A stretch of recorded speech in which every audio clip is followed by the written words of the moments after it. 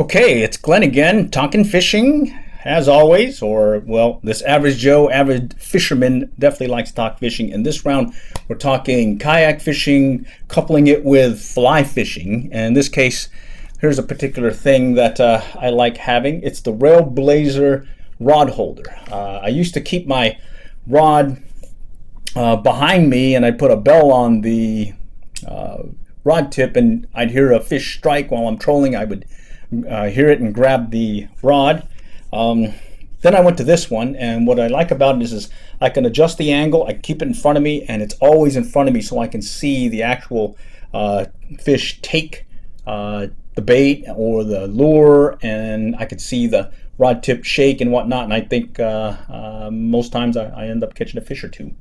The other thing is it works really well when I'm back paddling. There's a back paddling technique where I bounce the jig or the slab and jig rig for white bass, and having it in front of me like that, I can see the wiggle that I need, as I know that it's going to be hitting the bottom like it should, and I can also see the strike. The other thing is, when we're talking fly fishing, this particular one has a holder that flips over like so. So what's nice about it is you can put your fly rod here and then close it, and now you have that ready to go. Here, let me see if I can show you. So right here, it's this mechanism here that kind of does so, and you just put your fly rod here, it sticks up the reel itself, and the rod comes here and it's locked in place. So works really well. That's kind of one of the reasons why I like this, especially when I'm out kayak fishing. All right, do try one. And decided to take out the kayak and try this new concept of having your rod holder in front of you instead of the ones that we were using behind us. And we like this concept, as we don't need to have a bell on the rod, and we can see the rod in front of us, take the hit, and we'll go ahead and undo it from the rod holder and bring it in.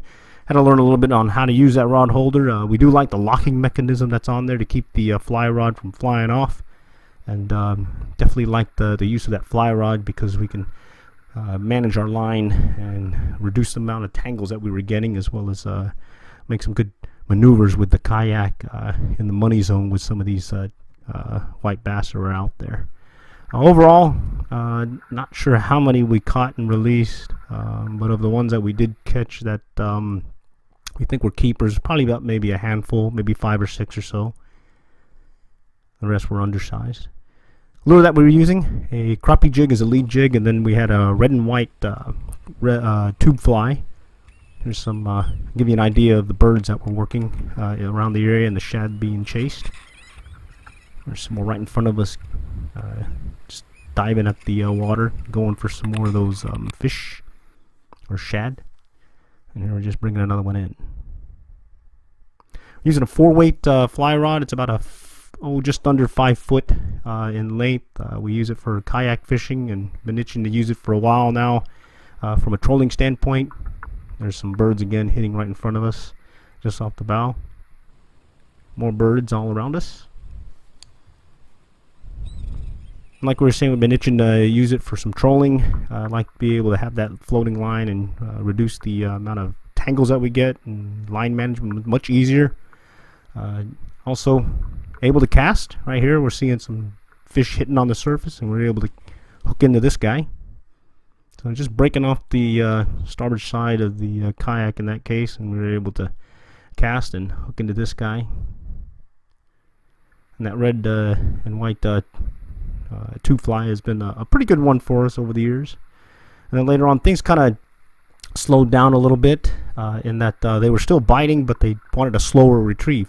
Earlier we were paddling through the area and getting some good line speed or fly speed in the water, and they were chasing them. And then later on we were just drifting along, maybe paddling a stroke or two, and starting to get some hookups that way.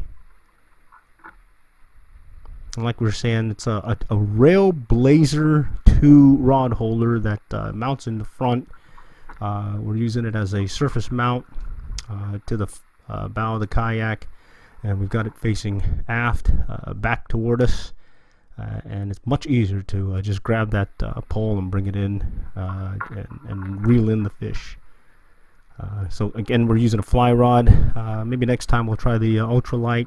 as well. But so far, we're really liking the action that we're getting and how we're able to have some good fight on these on the rod with these white bass. Here again, we're just drifting along in this case, and there's a hit. So when it comes to the lures we're using, from a crappie jig to the red and white tube fly, the crappie jig got about maybe 30-40% of the hits, and the rest were on that red and white tube fly. There's another one coming in right there. There's another one. Again, just kind of give it a stroke or two in this case, and then hooking up. So initially when we first started, they wanted that fast retrieve or line speed or lure speed, and then later on it was just a drift with a stroke or two with them hitting it. All right, we're going to call the trip short, but we'll leave them biting. Till next time, we'll catch y'all there, and good luck and good fishing.